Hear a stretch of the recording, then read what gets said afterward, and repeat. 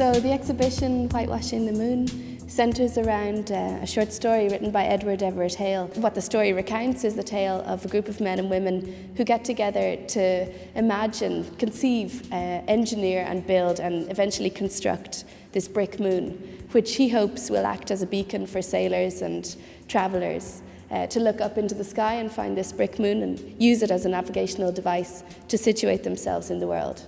And so this really is the central focus of the exhibition, this story about this work of fiction that in some way, just by being imagined, becomes a reality, in a similar way that artworks, I guess, exist as a sort of proof of something that was once just an idea, and they're brought to life materially. This work is called An Exercise in Self-Destruction, and it's made from microcrystalline wax and a heat lamp. So the idea is that the sculpture for the duration of the exhibition begins to deteriorate, it melts. It doesn't lose mass, but it changes form.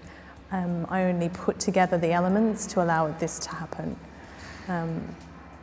So as for what the final outcome of the object will be by the end of the exhibition, I don't really have any control over that. I suppose this work, obviously, using a heat lamp, is activating this sculpture by way of heat and changing its form, and ultimately making the object fail as well. So it becomes broken down, it becomes flat, and it doesn't resemble its original shape. So it's about transformation, I think, as well. Probably also about trying to know things that are slightly unknowable. That would be my interpretation of it.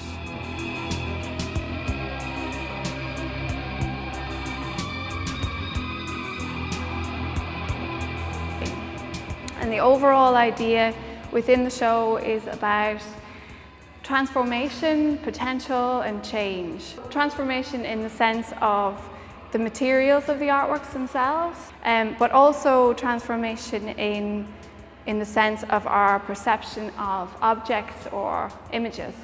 And in a sense, this kind of transforming of your perceptions allows you to reimagine new worlds. And there's a need to be able to imagine new worlds. And in that way, when you kind of can understand that and understand your present, then you can understand paths to new worlds. So different ways out of crisis or the situation that we're in now. So that's personally how I see how this show relates to kind of other things that are happening in the world.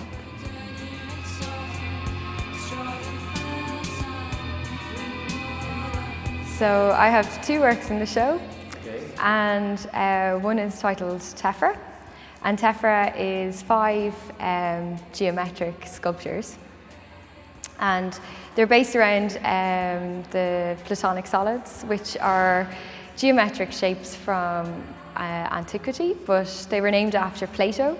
One of the things that Plato talked about was if each shape, he thought that each shape, if held in the hand, represented the elements. So for example, if you held a cube in your hand, it's quite solid. So he believed that that represented Earth, because there's no way it had fluidity and no way that it could move out of your hand. Whereas one of the shapes that has many sides could possibly flow. So he believed that that was connected to water. So it's that kind of sensory interaction that each shape had, and I thought that it would be quite interesting to try and solidify the sand and create it as a solid, and they're called the Platonic solids. It's made from cast obsidian. So obsidian is a natural occurring volcanic glass which comes out of the volcano like lava and then hits a glacier and turns immediately into glass. So in appearance it looks like rock, but actually it's glass. And I used this substance to cast. It was quite an interesting process because I really didn't know how it was going to work out in the end, and I actually believed that it was going to be quite a solid, each shape was going to be quite solid and dense, but it actually turned out that the material fought against me to be organic and stay organic, even though I was forcing it into quite mechanical shapes.